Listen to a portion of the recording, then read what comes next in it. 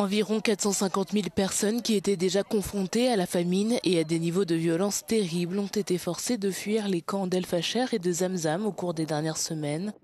Parmi eux, 300 000 personnes se sont réfugiées à Tawila au cours de la semaine dernière. Le Programme alimentaire mondial au Soudan est parvenu à intensifier son aide et a envoyé ses premiers convois dans la ville après 2 ans de guerre.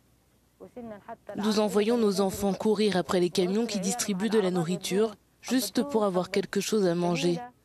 Nous n'avons même pas accès à de l'eau propre ou à du matériel de couchage de base, comme des nattes ou des matelas. Ils ont volé nos 7 ânes. Nous sommes dans une situation désespérée, surtout les enfants.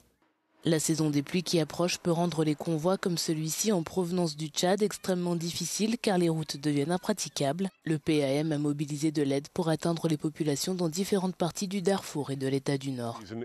La saison des pluies arrive à grands pas et nous sommes engagés dans une course contre la montre pour prépositionner de la nourriture dans les zones qui seront coupées du monde lorsque les pluies arriveront. Pendant les pluies de l'année dernière, nous avons constaté une forte augmentation de la faim et des épidémies. Pour l'instant, nous venons en aide à 4 millions de personnes, mais nous devons augmenter cette aide pour atteindre au moins 7 millions de personnes dans les mois à venir. Pour ce faire, nous avons besoin d'un financement plus important, sinon nous réduirons notre aide au moment même où nous devons l'intensifier.